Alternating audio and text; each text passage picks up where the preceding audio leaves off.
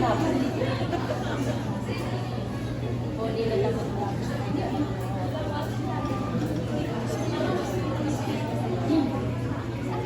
si Gaya. Guys, listen! Pasok na tayo sa school! Ang init! Di pasok pa talaga? Absent naman kaya tayo. Punta na lang tayo kay Lolo. Ipakita ko kaya. Tinatanong ka na lang pumasok. Isip mo na tayo.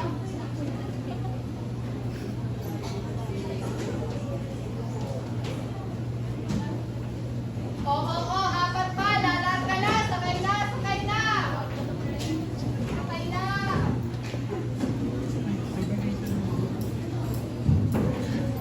Kaya ko yan. Wala namang isisigil mo kasi dito na nga sisigal pa. Ay, miss, wag po kayo sa mga green tea. May aircon doon. Oo na, okay na ba kayo dyan? Andar na tayo. Bayad, bakit pa rin pa?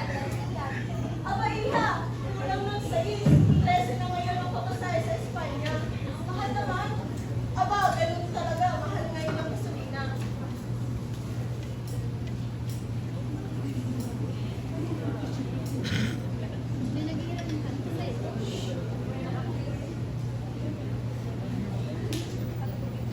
Para po!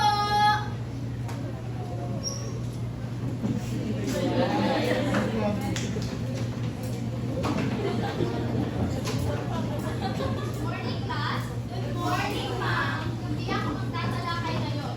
Ngunit, magbibigay ako ng pagkakalali. Gumawa kayo ng mahusay na pananaliksik kung ay makipag sentence. Naiintindihan ba? Opo! Yun lamang, maaari na kayong Sa attitude,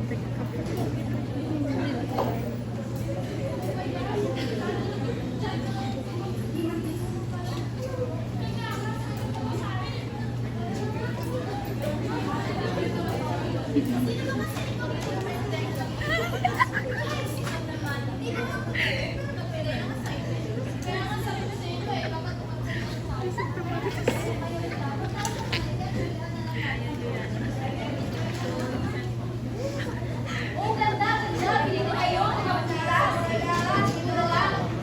Ate, ako. Stop ko, isang daan. Bili ka na. Alam ko na kayo. Sabi ka naman.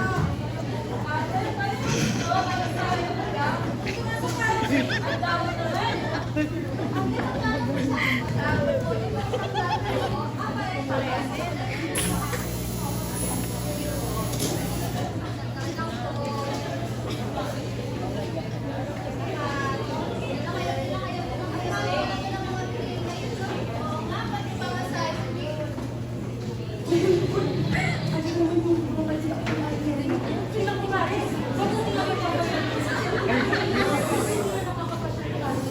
Sige po. Abay, alam niyo ba kung narinig ko si Aling Mary? Napausap ang nanay ng mga bata sa cellphone. Kung nakaraan lang. At kasi ba? Hindi na kami sa harap. Kaya ito na nga yung tsaka. Kaya na po. Tapos sa mga ngayon mo nagsisigaw. Oh. Tama?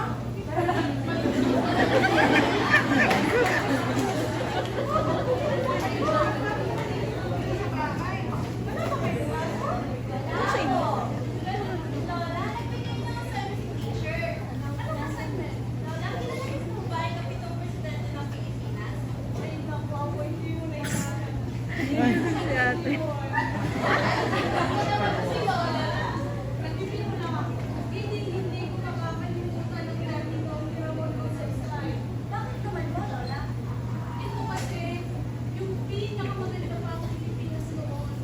Pinayabong niya ang ekonomiya ng bansa, agrikultura, edukasyon, at healthcare services. May kasabihan niya dati, ang democracy will die, kung wala si Israel. Talaga po, Lola? Bakit siya buhay sa panahon ngayon?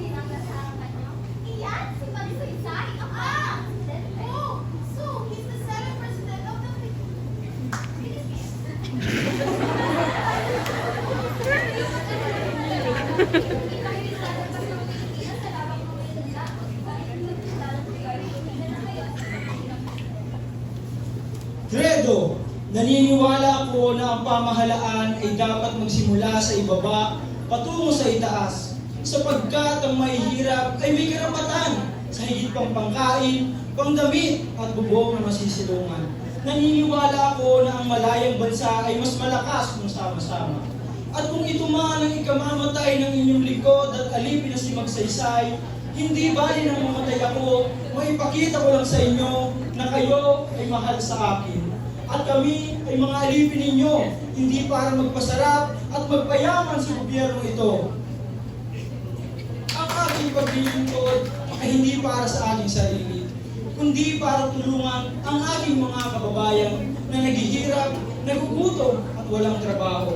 Dahil alam ko na kung ano man ang makabubuti sa tao, ay yun din ang makabubuti sa bansa. Lahat tayo ay aangat sa panahon ito.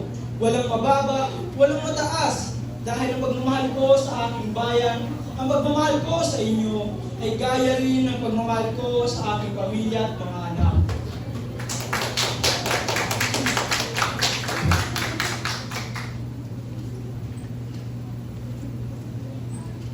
Ika-isa ng Janwag ng Enero, 1954, nang unang beses na binuksan ni Magsaysay ang Malacanang Palace para sa masa at tinawag na itong People's Palace. Sa araw na ito, amin pong binubuksan ang palasyo ng Malacanang sa publiko. Maaari po kayong pumunta at bumisita sa palasyo dahil ang palasyong ito ay sa inyo at hindi kung kanino man. Ito rin po ay aming binubuksan upang personal na marinig ang inyong mga suliranin.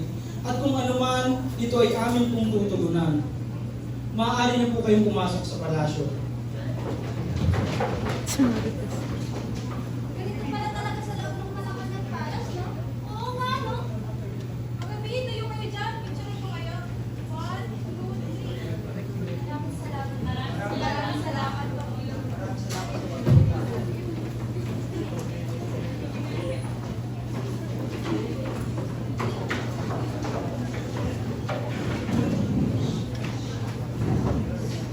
Ang bandera nito.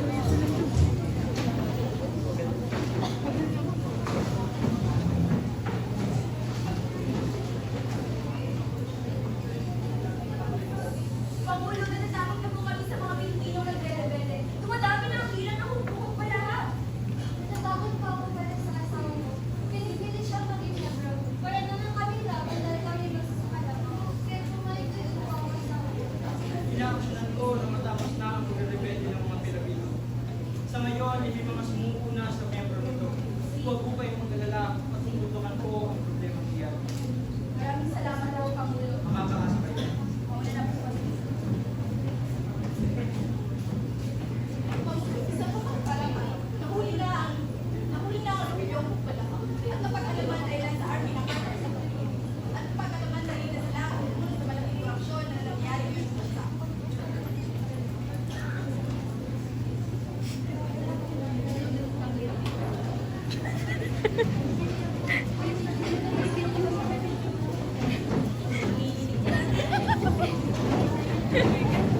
Tiyan mo na niyo.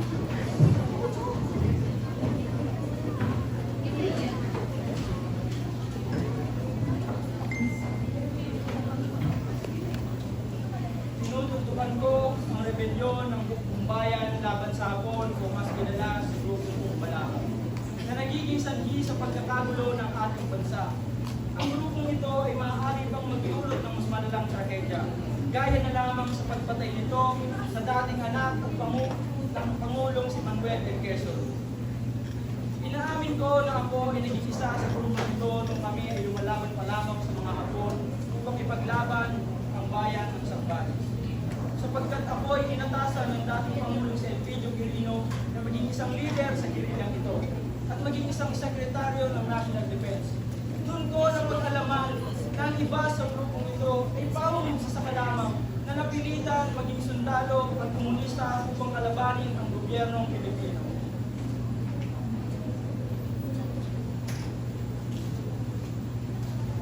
Uy, si Lola Mary ba yun? Oo nga, kamukha nga ni Lola Mary. Tatanungin natin.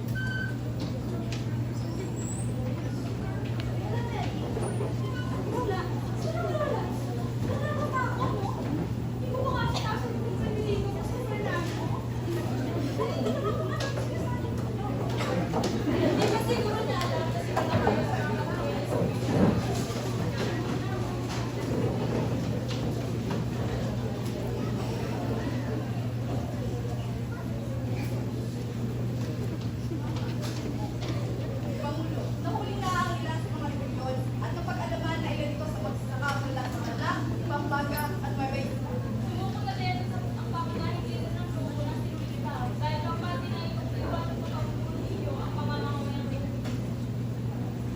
tinatawag ngayon ang pagpupulot bukas, kasama ang pamilya ng mga sumubong rebelyon.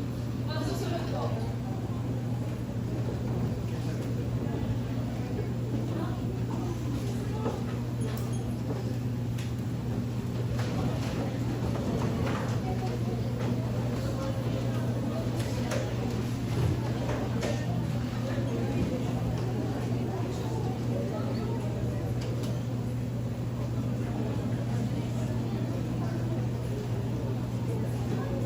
Ako po ay nasa harap ninyo upang ipaalam na malaya nga ang ating bansa sa anumang banta ng komunista at rebelde ng Balaka.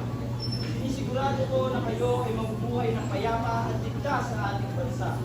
Kaya naman bilang aksyon ng gantimpala sa mga sumubong magsasaka, ang ating gobyerno ay magbibigay sa kanila ng bahay na matitirhan at lupang masasakahan. Ang tulong na ito ay nararapat namin sa ating magsasaka upang mas lalo pang payamanin ang agrikultura Pilipino. Maraming salamat po. Nakakita naman po ako sa Panginoon at nabigyan pa kami ng aming Iyan po ay karapatan ng kahit na sino man. Tulungan tayo na mayabungin ang yamang agrikultura ng Pilipinas.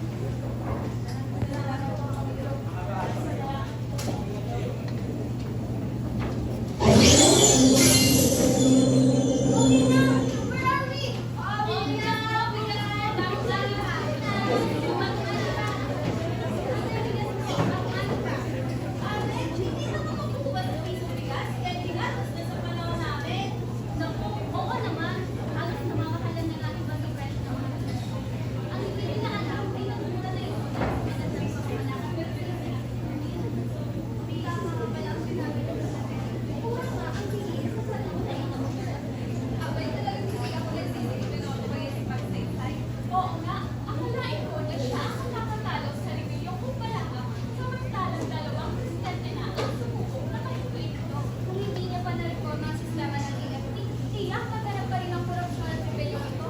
Talaga namang idolo ng masa. Magandang araw po. Mga ihabi kayo pa kayo? Nakumura pa naman ang ganito na yun. At hindi ang Sprite, nakuha na ako eh. Ano yung hinahanap mo ika? Wala namang ganyan dito ah. Hindi po ako lang. Ito ako po na. 80 centavos ang isa. Tatlo po, eto yung isang pizza. Ngayon ko lang nakita ang paano kaya dito. Oo nga.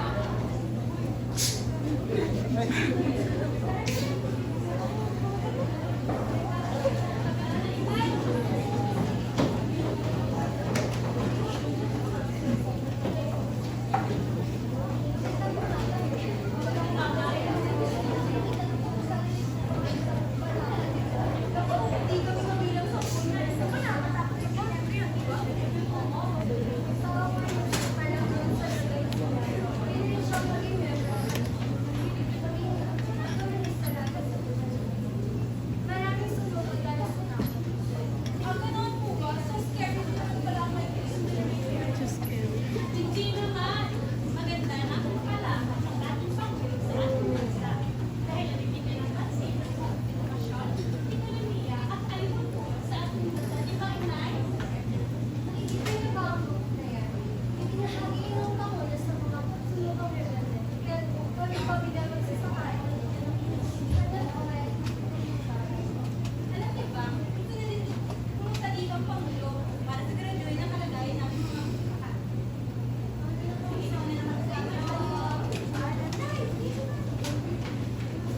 Ang pagmamahal sa bayan ay ang pagiging mulat sa kung ano man ang nangyari sa kasaysayan. Gaya na lamang ng nais parating sa atin ni Rizal gamit ang kanyang kausayan. Inaaprubahan ko ang Batas Republika 1425 na maging isang mandato kasignatura sa kolehiyo. Mandato rin na pag-aralan ang mga nobelang ginawa ni Rizal. Patuloy tayong magbibigay ng suporta para sa edukasyon ng mga kabataan.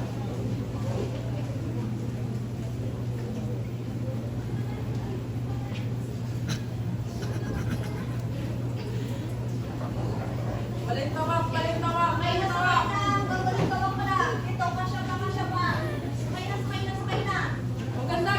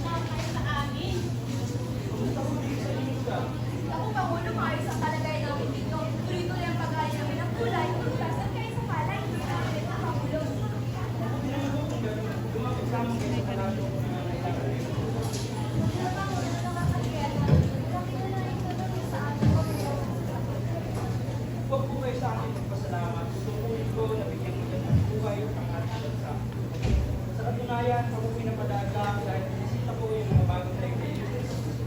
Pumunta po kayo at magsusunta dahil alam ko na napakahirap na trabaho sa palayan, kaya patubayin po ninyo ang inyong mga gawa.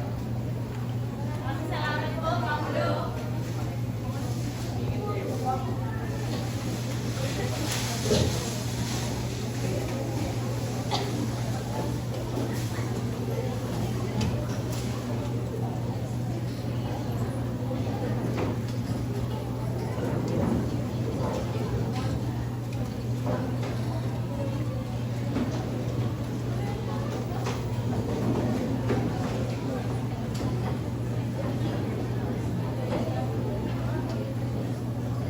Sadala ang naging sitwasyon ng ating bansa sa kultura, ekonomiya at kalusugan. Patuloy rin ang papatayo ng mga bahay paaralan sa malalayong lugar tulad ng bukid at mga isla. Malaking pera na ang nailalabas sa magpapatayo ng mga walang saksa. Hindi na kailangan niya. Hindi bali nang maubos ang pera ng bansa sa tamang pamamaraan at hindi sa korupsyon na dulot ng mga opisyal. Karapatan ng bawat kabataan ng kwalidad na edukasyon at hindi lamang ang mayamang ng Pilipino. Paano ang galit? Pangulo, ito po ay mensahe mula sa tagapagmulo ng Cebu na si Ginoong Seryoso. Kayo po ay kanyang iniipin lahat at bigay ng usay sa ilang buwayan ng universidad sa bayan ng Cebu. Ngayong ika-16 ng Marso. Maaari na din po ay pagpaalam kung ang Cebuano ang pagbabalak ng Pangulong at dapat makasitebe ngayong darating na eleksyon. Maganda kung isa-ida para ipaalam sa kanila kung takbo ng eleksyon. Walang makakasama ang anong nandito. Nagpadala kayo ng sulat sa inyo at iparating ninyo sa tagapumuno nito si Sergio Peña na tinatanggap ko ang kanyang alok. Masusunod po.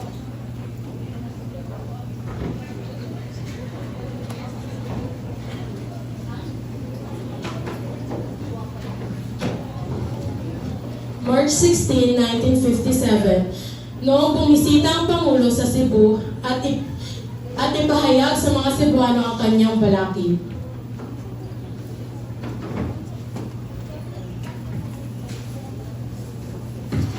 Kasama ko at magpadala ko ng mensahe kung namalating ko ng kay kami. Huwag magalala, mabalitaan ko kayo. Ilan po ba ang talagang magagaling po sa lulo? Ano ba dala? Yung si Ramon. Pumasok po sa eskwela. Ganun ba? Pangulo! Pangulo! Pangulo! Humingi po ako ng tulong sa inyo. Ang kabilis ko ng maluma namin ang sakit. Wala mga kapag-naglinika at sa munisipyo, Pangulo. Magpadala kayo ng gamot sa bawat munisipyo at iyakin ang kung sila magpaubos nito. Hindi mo po at hindi nakarating sa amin na ubos ng gamot sa mga munisipyo. Natatakot na po ako para sa kapatid ko, Pangulo. Ito ang gamot. Ipainom mo sa kapatid mo at balitaan mo kami sa oras ng munisipyo. Hindi ko, Pangulo, maraming salamat.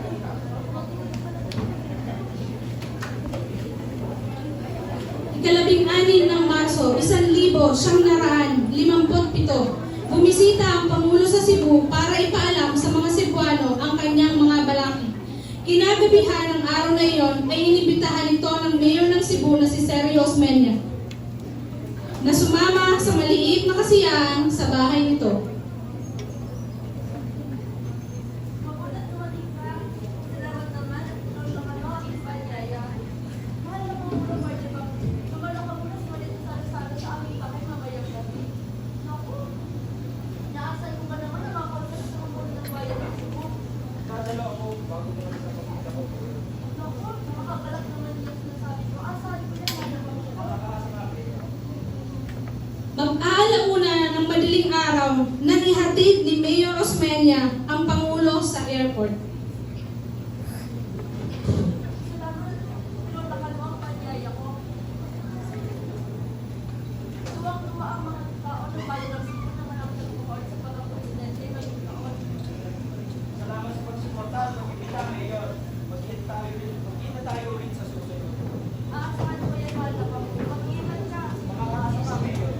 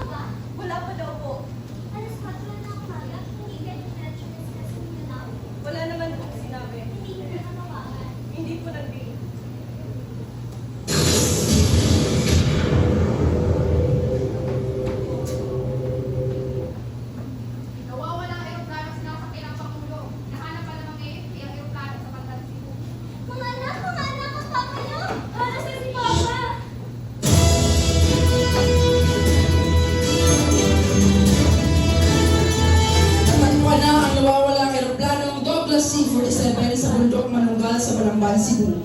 25 pasahero ang nasawi at isa ang nakaligtas. Sakay ng eroplanong ito ang kasalukuyang Pangulo na si Pangulong Ramon Magsaysay kasama ang dalawang tagapagpahayag nito. Ang eroplano ay pinaniniwalaang sumalpok sa bundok at sumabog sa paglabi ng presidente ay natagpo ang sunog sa nangyaring aksidente. Siguro nga sinadya ang pagpatay sa ating Pangulo. May nagdaling ng bomba para sumabog ang kanyang sinasakyang eroplano. Alam mga iba ba ang palitan kaya yung mga kaibigan. Suda ako sa aksidente yan. Balak talaga nilang patayin. Hindi namin alam ang totoong nangyari kay Magsaysay. Pero nakakalungkot dahil patay na ang presidente. Kung kailan umulan at maganda na ang Pilipinas, saka naman nawala. Kaya nga nakakalungkot na balita. Chismis talaga na si Diyos.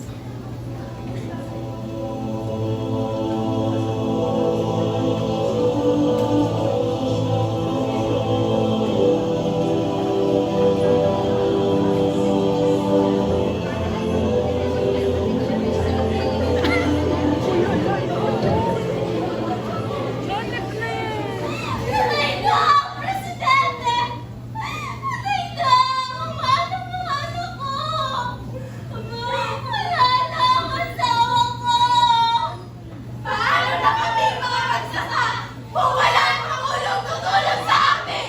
Paano na kaming mahirap? Sino ang tutulong sa amin? Paano kami mga Pilipino? Sino ang magiging boses namin? Ang demokrasya ay nasa kamay ni Magsaysay. Pagpugay sa Pangulo! Pagpugay kay Magsaysay!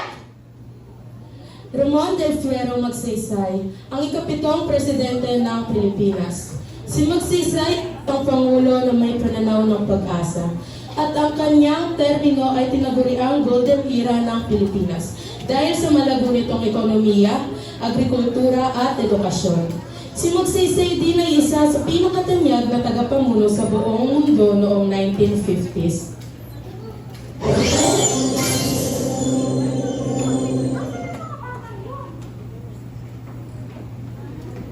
Oo, ano pala kayo? Kanina ko pa kayo hinahanap. Ako, Lola, nag-time travel kami sa 1950s. Ewan ko sa inyo kung ano mga kalukuhan niyo. Halika, gutom lang yan. Kumain na kayo.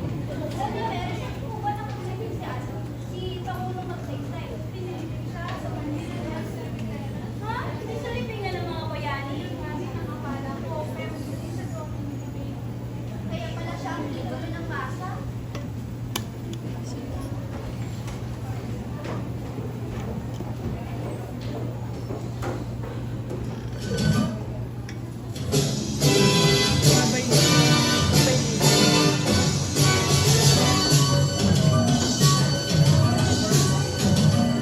Everywhere that you would look was a bandit or a crook.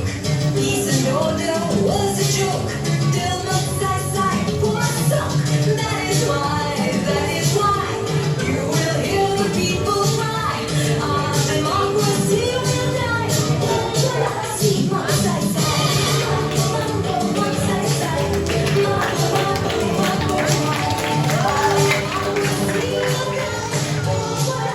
Magsaysay.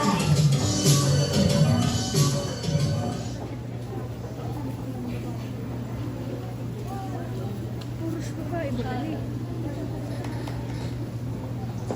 Kami bilang mga magsaka. Kami bilang driver at chauffeur. Kami bilang mga estudyante. Kami bilang mga first class Filipinos.